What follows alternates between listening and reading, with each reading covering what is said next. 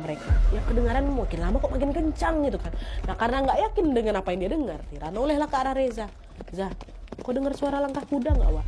Iya, aku dengar, kata si Reza kayak gitu. Nah, seiring dengan suara langkah kuda itu, aura sekitar tuh makin gak enak lagi. Dan kami masih liatin orang balikin makam ya kan. Ya, kok ada suara langkah kuda. Dan tepat pada saat si Tira berbisik sama si Reza, rupanya ada warga yang tiba-tiba teriak, Eta naong, katanya gitu. Sambil dia nunjuk ke arah pintu masuk pemakaman, Wak. Langsunglah nengok ke belakang lagi orang-orang kan. Dan ternyata mereka semua 20 orang ini, Nadia, termasuk aku, waktu ngeliat ke arah pintu makam, mereka ngeliat apa?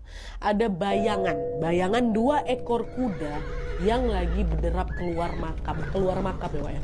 Dan kuda itu masing-masing dinaiki sama 2 orang. Nah di kuda yang terakhir kelihatan bayangan seorang perempuan lagi gendong bayi. Dia duduk di belakang.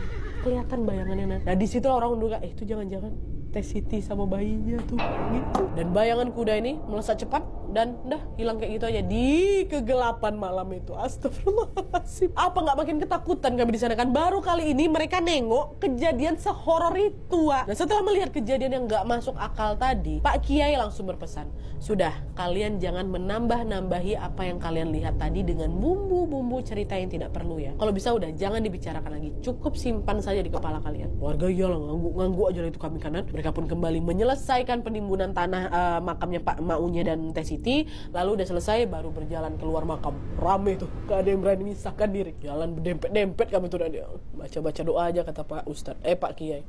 Nah barulah balik ke rumah masing-masing. Nah terus, Wak, beberapa waktu setelahnya beredarlah kabar kalau Maunya, Teh Siti dan juga bayinya ini diduga menjadi tumbal pesugihan yang dilakukan oleh suami mereka berdua.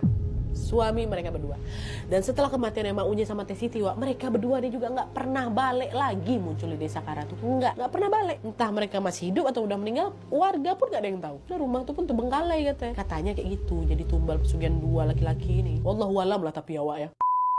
Oke, Wak, jadi itu tadi kisah horor yang dialami Wak kita atau Tante Tira dan juga teman-teman KKN-nya. Meskipun udah lewat 30 tahun yang lalu, Nadia, ya kejadian ini masih membekas sekali di ingatan Tante, kata. Bahkan di setiap reunian setelah kelulusan, mereka tidak luput buat ngebahas kejadian Maunya ini, Wak. Dan lagi-lagi dari kisah ini kita seolah diingatkan untuk selalu berhati-hati dimanapun kita berada. Dan pada saat ngeliat kejadian-kejadian mengerikan macam Tira dan teman-temannya yang nengok tragedi kematian Maunya sama Teh Siti, Wak, kita ini bisa menjadikannya sebagai pelajaran untuk senantiasa menjauhi praktek ilmu hitam termasuk pesugihan dan sejenisnya, karena hal itu hanya akan merugikan diri sendiri dan juga melukai orang-orang tersayang di sekitar kita. Nauzubillah min zalik. Oke, Wak,